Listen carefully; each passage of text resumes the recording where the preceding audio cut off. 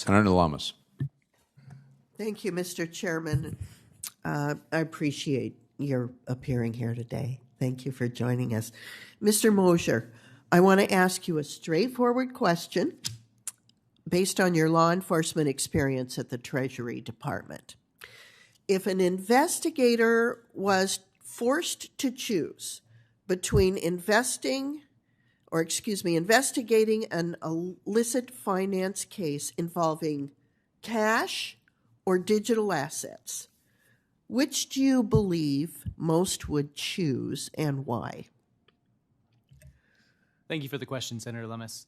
I think there's no question, and this comes from time at the Department of Justice and also being the head of enforcement at OFAC. It is far faster to get to the critical point that you need to dig deeper with cryptocurrency, given the nature of the public ledger. This is for several reasons. One, you have a public immutable ledger. So if you take the example of when OFAC designates an address, within hours, mathematical heuristics from Chainalysis, TRM, Elliptic, all these tools out there are quickly building out all the public ledger networks that are associated with that address through co-spending and other relatively mathematically certain ways of at least knowing what the association is. In the fiat world, you see an address, and for the next 3 years, you do mutual legal assistance treaties and hope that you get something back. You guess what regional banks might be involved based on the customers you think it's going to be and send subpoenas and hope that they come back. And then you manually try to associate addresses with entities. It's just exponentially faster. Thank you. Is it Levin or Levin? Senator, I respond to either, but it's Levin. Levin. Okay, thank you. Chainalysis found that approximately 0.15% of all digital asset transactions were related to illicit finance in 2021. Is that correct? Yes, 0.15%, yes. The United Nations recently estimated that money laundered in the traditional financial system is between $800 billion and $2 trillion in U.S. dollars a year. So how does that compare with digital assets?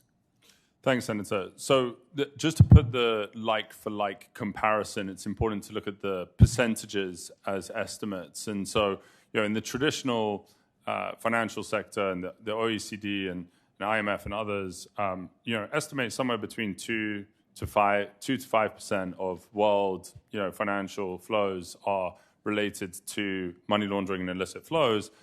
Comparing that to the 0.15% when it comes to cryptocurrencies. So clearly, cryptocurrencies have a smaller illicit use than fiat currencies. Yes, Senator, that is correct. Okay. Now, is Mr. Chobanian online? Oh, excellent. I have a question. Hi, Mr. Chobanian. I so appreciate your being here. I want to ask you about the record sums of money that the people of the world have donated to Ukraine using digital assets over the last few weeks. How long did it take for you to set up the infrastructure to begin accepting donations? And how long does it take for the Ukrainian government to begin to use those donations? Thank you. So the setup was about 10 minutes. The hardest part was to actually put the addresses on the Twitter because we had to go through the bureaucracy of who is in charge of a Twitter account of Ukraine. And in terms of usage, the minute the crypto landed on these addresses, the government could use them. So immediately, no bureaucracy here. So how long and how burdensome would it have been for you to accept donations using traditional forms of payment from other countries, including wire transfers? If I can remember and recall correctly, I think it took National Bank about 10 days to post the IBAN and the rest of the correspondent addresses needed to wire the money into Ukraine. So digital assets have made an important difference to the defense of Ukraine. Is that true? I can answer it differently.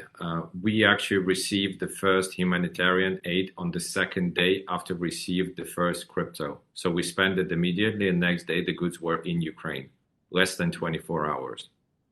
Is that the answer? That is the answer. And I'm so pleased you were willing to take the time to be with us today, because while a lot of attention has been paid here in Congress to whether the Russians could use digital assets to evade sanctions, there's been very little attention paid to how much the existence of digital assets have benefited the Ukrainians in being able to get badly needed supplies.